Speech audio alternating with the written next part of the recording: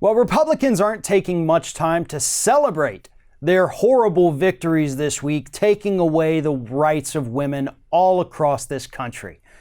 Georgia, Alabama, now we've got one coming in Missouri, Ohio. All of these states are working on some of the most restrictive abortion bills this country's ever seen. Alabama really took the cake, though, by passing this law that includes no exceptions for incest and rape. Basically, you're a woman, you get pregnant in the state of Alabama, you're 100% going to have that baby. If a doctor gives you an abortion, he or she is going to get a prison sentence longer than any rapist ever would. Same thing in Georgia. And they had a little victory party when they did this. Yay, we're taking away the rights of women. And mostly it was men who made these decisions because they don't understand women and they don't understand science. But also, according to conservatives, they don't understand the American electorate either. Because people who understand what they're talking about, at least in terms of electoral politics, are predicting that these restrictive bills are not only going to get shot down in court the second they get there, but they're also going to hand 2020 over to the Democrats without any problem whatsoever. And these aren't just fly-by-nighter Republicans. It's not just your typical, oh, I'm some kind of Republican strategist and I appear on CNN every other day. I'm talking about House Minority Leader Kevin McCarthy, talking about right-wing talker Eric Erickson, and I am talking about the leader of the right-wing crazies, Pat Robertson, all of whom have said this is an absolute and utter disaster for the Republican Party. Because they know exactly what's going to happen. By not including any of these exceptions, by including these absolutely absurd penalties, and basically by flying in the face of Roe v. Wade, these laws will get struck down in court. They'll get struck down, they'll get appealed, where they get struck down again, and then most likely they are predicting the Supreme Court won't even take them up because there's going to be no reason for the Supreme Court to take them up. They won't be able to point to any specific thing that happened in the lower court decisions that would merit the Supreme Court to go back and take a third, fourth, fifth look at it. So even though they got Kavanaugh and Gorsuch up there, they still don't even think they're going to have a victory at the Supreme Court.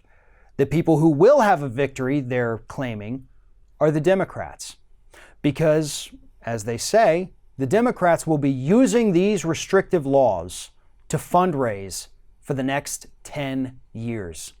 On top of that, pretty much everyone in this country that's not from Georgia or Alabama is pissed off right now about this, and rightfully so.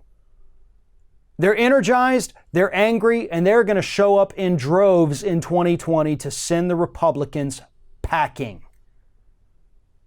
This doesn't end well for Republicans, and it sure as hell doesn't end the way that they think it will. Because when you sit there, you white men, and you attempt to take away the rights of women because you don't understand science, you don't understand anything outside of being a privileged white dude, there's always a backlash. There's always a comeuppance. And I promise yours is right around the corner. Whether it's through the courts or through our electoral processes, you are not going to escape this unscathed. You're not. That's not how it works. So you may be celebrating your tiny little victories right now, but I assure you those will be short-lived, and these laws will not remain on the books.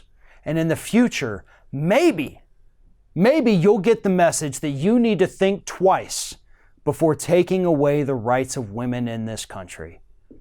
Because God forbid something ever happen and people start to take away your rights, right? I mean, how much would men in this country be panicking if suddenly Viagra was outlawed, or vasectomies were outlawed, or if we harshen the punishments for rape, even for first-time offenders like that school bus driver in New York that got off because he raped a 14-year-old, but it was his first rape, so he got no prison sentence, right? Men, Republican men, have made their careers off of trying to control women's bodies, while at the same time ignoring the fact that their own logic that they use to control women's bodies could easily be turned around and used to control their bodies.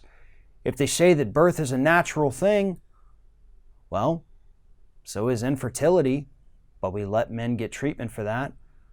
So is impotence, but Viagra is covered by most insurance plans.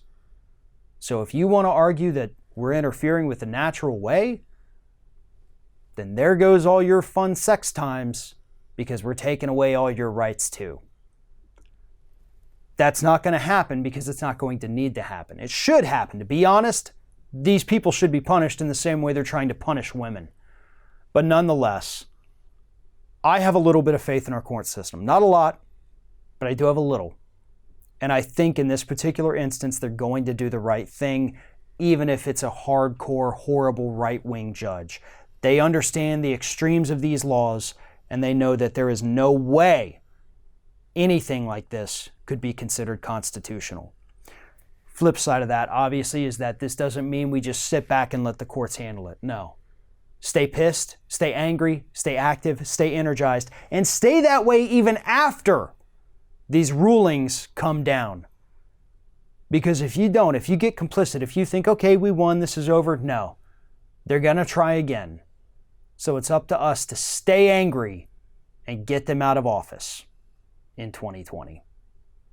Thanks for watching, everybody. And don't forget, if you like what you see here, like, comment, share, and subscribe to our channel. And now you can also become a member of Ring of Fire and get exclusive early access to certain Ring of Fire videos all throughout the week. Just click on the little join button right below the video.